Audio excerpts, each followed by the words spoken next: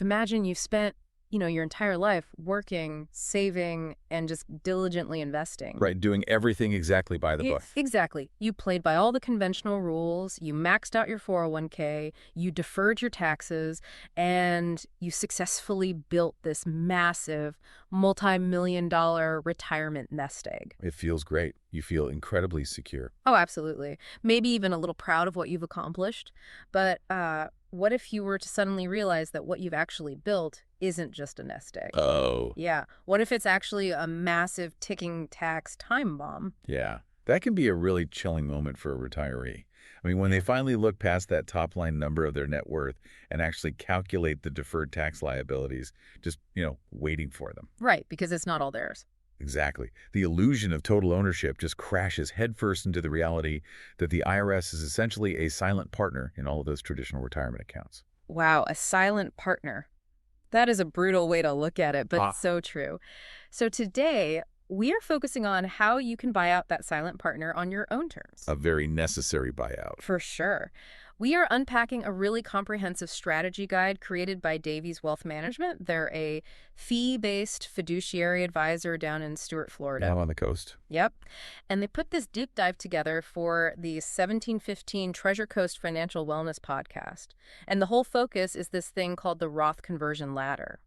Specifically how this multi-year strategy applies to high net worth retirees. Mm-hmm. Because it's very different for them. Yeah, it really is. And the documentation they've put together provides this incredibly dense, totally actionable blueprint. It's fantastic. It moves way beyond your standard run-of-the-mill retirement advice.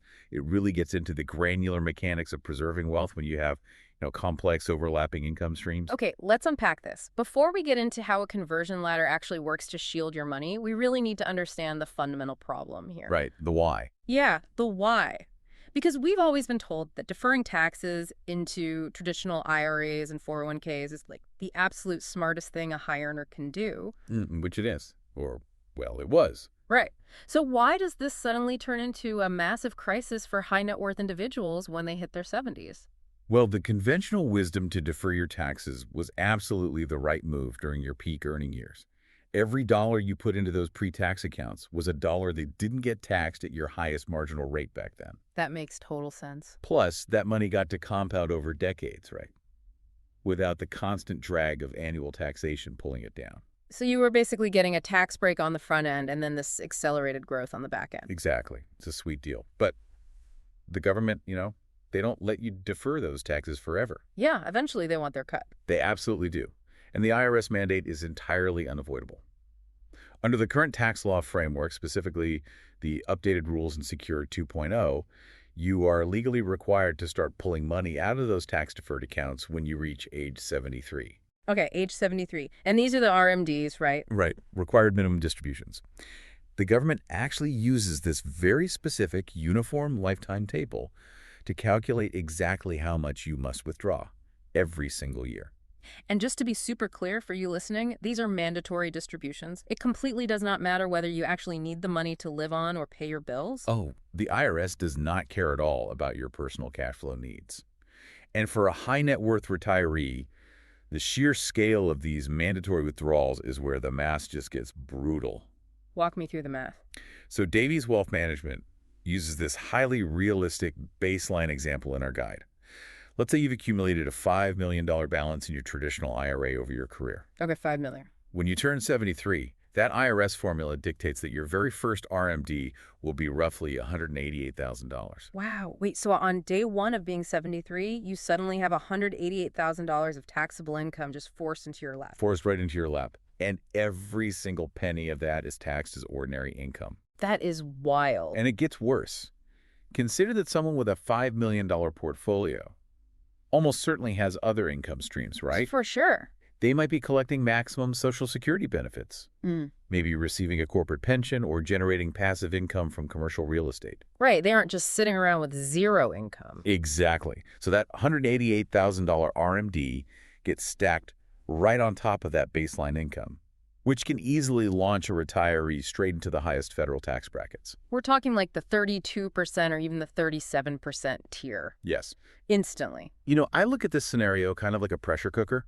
For 30 or 40 years, you've been building up all this incredible pressure that's your wealth compounding inside this sealed tax-deferred pot. That's a great analogy. But then, at age 73, the government steps in and just rips the release valve wide open.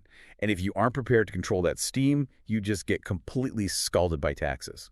You really do. You lose all autonomy over your own tax rate. However, there is a strategic window to act before the government forces that valve open. The gap years. Yes, financial planners refer to this critical window as the gap years. Okay, let's define that. The gap years are basically that period between the day you retire and, stop earning a massive salary, and the day you turn 73 when those RMDs actually begin. Right, that's exactly it. For a high net worth individual retiring in their early 60s, this could be a 10 to 15-year window where their earned income just plummets, but their massive RMDs haven't kicked in yet. So their income is artificially low. Right. And this period of artificially low income is the exact moment to strike. This is when you execute the Roth conversion ladder. Okay, let's get into the actual mechanics of this ladder, because we are talking about systematically shifting money from that fully taxable traditional IRA into a permanently tax-free Roth IRA. But to do this effectively, the Davies Guide emphasizes that you first have to map your income floor. How does a retiree actually figure that out when their income is coming from so many different places? Well, before you can proactively manage your tax bracket, you really need a hyper-accurate projection of your baseline income for every single year of your gap window. So you have to be super detailed. Very. You have to forecast when your deferred compensation payouts begin and end. You need to map out whether you're claiming Social Security at 65 or optimizing it by waiting until 70. Right. You have to account for dividend yields and rental income. Only when you aggregate all of those streams do you find your true income floor. Because once you know where your floor is, you can see exactly how much headroom you have before you bump your head on the ceiling of the next tax bracket. Exactly, and that is where the conversion targets actually come into play. Okay, break that down for me. So the tax code is progressive, meaning your income is taxed in chunks at increasing rates. Once you know your baseline floor, you look at the federal tax brackets. Take a married couple filing jointly in 2026. Okay. The 24% tax bracket caps out at just under $395,000 of taxable income. If your baseline income floor is mapped at $150,000, you have nearly $245,000 of empty room left in that 24% bracket. Oh, I see. So the latter strategy is to convert exactly enough of your traditional IRA to a Roth to perfectly fill up that remaining $245,000 in the 24% bracket. Yes. Deliberately stopping right before you spill over into the 32% bracket. Precisely. You are voluntarily choosing to pay 24% in taxes today on those specific converted dollars to guarantee you will never be forced to pay 32% or 37% on them when the RMD pressure cooker pops at age 73. And you just do this sequentially, year after year. Right, filling up those lower brackets. Okay, I have to push back on this step-by-step approach, though, because if moving this money into a permanently tax-free Roth IRA is so incredibly beneficial for wealth preservation, why are we tiptoeing around with a ladder? What do you mean? Well, if I have a $3 million traditional IRA, why not just try to force a fire hose amount of water through a garden hose-sized tax bracket? Why not just rip the Band-Aid off, convert all $3 million on day one of retirement, pay the massive tax bill, and enjoy tax-free growth forever? What's fascinating here is how often human psychology directly conflicts with optimal tax mathematics. Tell me about it. People are inherently drawn to immediate resolution. They just want the tax liability eliminated today. But executing a lump sum conversion of that magnitude is actually one of the most financially destructive mistakes a retiree can make. Really? Walk me through the math of why that fire hose approach just fails. Well, if you convert $3 million in a single calendar year, the progressive tax system will penalize you severely. The vast majority of that $3 million will blow right past the lower brackets and be taxed at the absolute highest marginal federal rate of 37%. Oh, wow. Yeah. You've just voluntarily surrendered over $1 million of your wealth to the IRS in a single swipe. Just writing a massive check for no reason. Exactly. The latter is entirely about bracket management. By spreading that $3 million conversion out over a decade, say, converting $300,000 annually, you keep every single dollar shielded within that 24% bracket. That makes total sense when you put it like that. Right. You are preserving 13% of your total wealth simply by deploying patience and precision. Okay, so bracket management solves the federal income tax problem. But the Davies Guide makes it very clear that you can't just stare at the standard IRS income tax I bracket. definitely cannot. There are these invisible tripwires hiding in the background of the tax code that can just completely blow up this strategy if you aren't careful. I want to talk about IRMA and the NIT. Yes. These are the hidden mechanisms that often catch self-directed investors completely off guard. Let's start with IRMA, which stands for the Medicare Income-Related Monthly Adjustment Amount. I've heard horror stories from retirees who got hit with massive surprise Medicare premiums because of some, hidden income formula. Is that what we are dealing with here? It is. And the mechanism behind it is incredibly insidious. IRMA is essentially a surcharge added to your standard Medicare Part B and Part D premiums. Yeah. But the formula isn't based on your standard taxable income. It's not. No, it's based on your modified adjusted gross income, or MEGI. Yeah. And the real trap here is that the government looked at your MEGI from 2 years prior to determine your current surcharge. Wait, a 2-year look back. Yes. So a financial move I make today can suddenly haunt my healthcare costs 24 months from now. Exactly. And how does a Roth conversion impact this modified adjusted gross income? Well, a Roth conversion is treated as ordinary income. So when you convert $200,000, your MGI artificially inflates by $200,000 for that specific year. Okay, I follow. In 2026, for a married couple filing jointly, the very first IRMAA surcharge kicks in when your MGI crosses approximately $212,000. And unlike federal tax brackets, which are graduated and smooth, IRMAA operates on brutal cliff effects. Wait, I want to make sure I'm really grasping the math on this clip. So if I do a precise Roth conversion and my MGI lands at exactly $211,999, I pay the baseline Medicare premium, right? Right. But if I convert just $1 more Just $1. and my MGI hits $212,000, Yeah. what actually happens? That single dollar pushes you completely over the cliff, and you trigger the surcharge for the entire calendar year. Are you kidding? Nope. And there are multiple escalating IRMA tiers. As your income rises, the surcharges become increasingly punitive. A careless Roth conversion that pushes you over a higher IRMAA cliff could easily add $5,000, $10,000, or even $15,000 in unexpected, non-deductible Medicare costs. That completely destroys the return on investment of the conversion you just made. It absolutely wipes it out. And IRMAA isn't the only trapdoor out there. The guide also heavily emphasizes the NIT, the net investment income tax. How does an ordinary income conversion trigger an investment tax? It all comes back to that inflated modified adjusted gross income. The NIT is a 3.8% surtax on your investment income, things like capital gains, dividends, and rental income. Okay. For a married couple filing jointly, this surtax activates when your MEI crosses the $250,000 threshold. I see. So the Roth conversion itself isn't hit by the 3.8% tax because the conversion isn't an investment gain. But the conversion pushes your overall MDI over $250,000, which suddenly exposes all your other perfectly normal investment income to this new tax. That is the exact mechanism.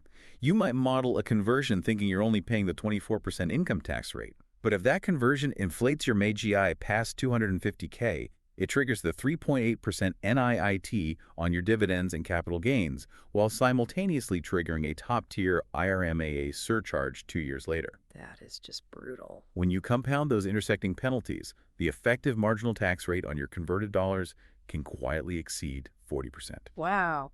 You know, this perfectly illustrates why high net worth advice is fundamentally different from mass market financial media. Absolutely. Like, a generic blog post will just tell you, hey, fill up the 24% bracket. But a high net worth individual isn't just looking at one variable. You are threading a microscopic needle between federal brackets, Medicare cliffs, and investment surtaxes. The mass market approach just assumes isolation. The high net worth approach recognizes that every single financial threshold is dynamically linked. So we've navigated the gauntlet of federal taxes and hidden surcharges. Now the Davies Guide zooms out to look at the macro picture, specifically geography and legacy. Here's where it gets really interesting. It does. Let's talk about where you physically live when you execute this ladder. State domicile is actually one of the most powerful levers a retiree can pull. The contrast presented in the strategy guide is stark. They look at executing a conversion ladder in California versus executing one in Florida. And with Davies Wealth Management being headquartered in Stuart, Florida, they obviously have a front row seat to this specific migration pattern. They see it every day, and the arithmetic of that migration is staggering. California levies a state income tax that can scale up to 13.3%. Yikes. Florida, conversely, has zero state income tax. Zero. That's a massive difference. So if a high net worth retiree is planning a cumulative $500,000 in Roth conversions over their gap years, doing that while legally domiciled in California means forfeiting up to 13.3% of that wealth to the state franchise tax board. So you're saying the sunshine in California is great, but avoiding a $65,000 state tax hit on a $500,000 conversion that makes the Florida beaches look significantly more inviting. I'd say so. By strategically coordinating your relocation, waiting to establish your Florida domicile before accelerating the heavy rungs of your conversion ladder, you permanently preserve that $65,000. That is just smart planning. It is a massive swing in net worth dictated entirely by geography and sequencing. Which naturally leads us to the final consideration of the ladder, generational wealth. We spend so much time worrying about our own taxes, but how does shifting money into a Roth impact the people who actually inherit it? If we connect this to the bigger picture, the true compounding value of a Roth conversion ladder is often realized long after the original account owner has passed away. It is arguably the most potent estate planning tool available today. That's interesting because when we talk about estate planning, people usually jump straight to the federal estate tax exemption. Right, the death tax. Yeah. And in 2026, that exemption is massive. It's sitting at $13.9 million per individual, meaning a married couple can shield nearly $28 million from federal estate taxes. Exactly. So for a lot of multimillionaires, the actual death tax isn't really the primary threat. It's not. The primary threat to generational wealth today is actually income tax, and is driven entirely by the death of the Stretch IRA. The Stretch IRA, explain that. Well, under the Secure 2.0 legislation, if a non-spouse heir, like an adult child, for example, inherits a traditional tax-deferred IRA, they are legally barred from stretching those distributions out over their lifetime. Oh, I see. Yeah. They are mandated to empty that entire account within 10 years. The 10-year depletion rule. And because it's a traditional IRA, every dollar they are forced to withdraw over that decade is taxed as ordinary income. Exactly. Yeah. And consider the demographic collision here. When do people typically inherit money from their parents? Usually when the parents pass away in their late 80s or 90s. Right. This means that children inheriting the IRA are typically in their mid-50s or early 60s. Oh, wow. They are in their absolute peak earning years. Precisely. Your heirs are likely already sitting in a high tax bracket due to their own mature careers and investments. Now, they inherit a $3 million traditional IRA, and the IRS forces them to drain $300,000 a year from it. Just stacking that massive distribution right on top of their peak salary. Yes. You have inadvertently forced your children into the highest possible tax brackets, allowing the government to confiscate a huge percentage of their inheritance. But if you had taken advantage of your lower income gap years to convert that money to a Roth, the dynamic completely flips. If your children inherit a Roth IRA, the 10-year depletion rule still applies. They still must empty the account. right, the rule is the same. However, every single distribution they take over that decade is 100% income tax-free. By deliberately paying a managed 24% tax rate during your gap years, you shield your heirs from paying a forced 37% or higher during their peak earning years. That is just an incredible gift to leave your kids.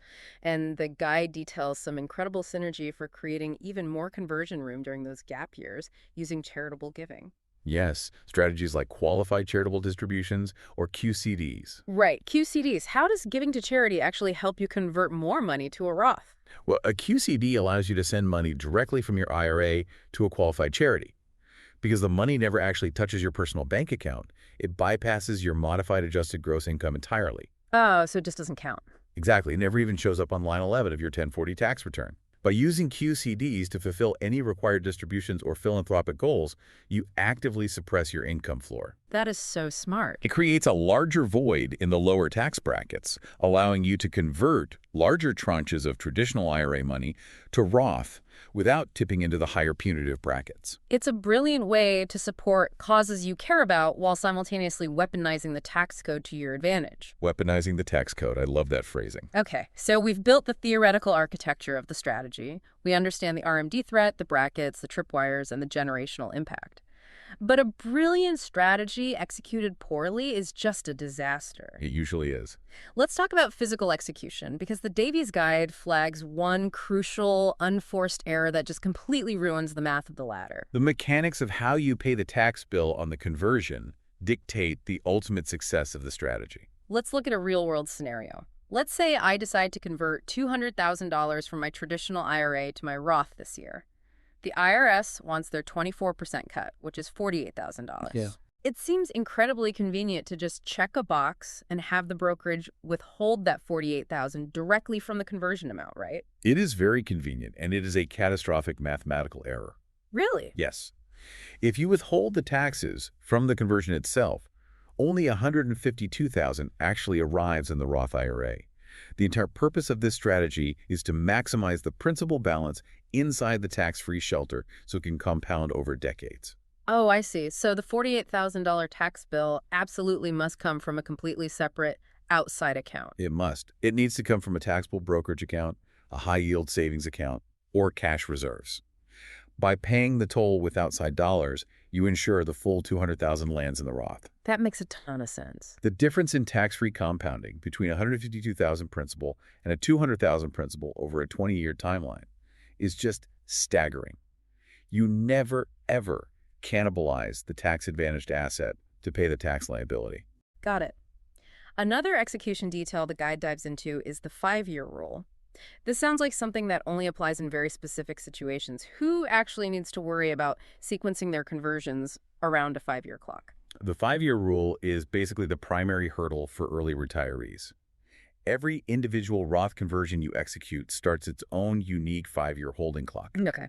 If you are under the age of 59 and a half, you cannot withdraw the principal of that specific conversion without facing a 10% early withdrawal penalty until its 5-year clock has expired. So if I'm, say, a corporate executive who steps away at age 55, and my plan is to actually live off these converted Roth funds before I hit 59 and a half, I can't just convert and immediately spend it. No, you have to perfectly sequence the rungs of your ladder. You convert money at age 55 so it becomes penalty-free at 60. You convert at 56 so it's available at 61. Wow, so you really have to plan ahead. You do. It requires projecting your exact cash flow needs half a decade in advance. For retirees over 59 and a half, this specific penalty rule largely disappears, allowing much more flexibility. All of these overlapping complexities really highlight the overarching philosophy of Davies Wealth Management, which is a conversion ladder is not a set it and forget it algorithm. Definitely not. Tax laws are rewritten constantly. The stock market surges, unexpectedly throwing off massive capital gains that alter your income floor. Life happens, right? Exactly. You might sell a vacation property or receive an inheritance. Every single life event shifts the variables of your baseline income. The latter demands rigorous annual recalibration. And this really speaks to the core value of working with a fee-based fiduciary. They aren't running these complex multi-year projections just to sell you an annuity or generate some quick transaction commission. Not at all. A fiduciary is legally bound to provide advice that serves your best interests over the long term. It's about building a collaborative brain trust, right? Integrating these wealth management strategies directly with your CPA and your estate attorney. This raises an important question for you listening to ask yourself. Is your current retirement strategy an actual multi-year blueprint, or is it just reactionary guesswork? That is the big question. Are you just passively waiting to see what your CPA tells you owe every April? Or are you actively manipulating your tax liabilities a decade in advance? So what does this all mean? It means your retirement accounts are not isolated buckets of money just sitting in a vacuum. They are deeply interconnected ecosystems. Well said. Every dollar you move sends a ripple effect across your federal tax bracket, your Medicare premiums, your state tax liabilities, and the ultimate legacy you leave behind for your children. Coordinated, forward-looking tax planning is consistently proven to be one of the highest value services a financial advisor can deliver. Generating returns on a portfolio is really only half the battle. The other half is structurally shielding those returns from confiscation. We have covered a tremendous amount of ground today unpacking Davies Wealth Management's Roth conversion ladder strategy for the 1715 Treasure Coast Financial Wellness podcast. A lot to take in. It is. We explored why you have to strike during the lower income gap years before that RMD pressure cooker pops at age 73. We walked through the precise art of bracket management, how to thread the needle to avoid IRMA cliffs, and the NIT. Don't forget the incredible impact of state domicile. Yes, moving to Florida. And why you must always pay the conversion tax from outside accounts. Executing this strategy with precision can literally save a high net worth family hundreds of thousands of dollars over the course of a retirement. But the clock is undeniably ticking.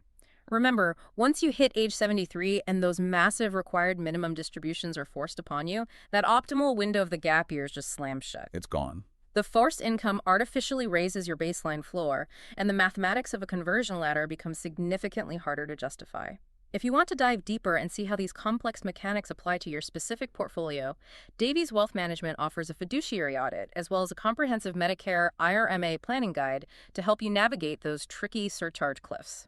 For anyone entering that critical transition window between their peak career and age 73, mapping this out is just absolutely essential. Absolutely. I want to leave you with one final thought to mull over as we close out today's deep dive.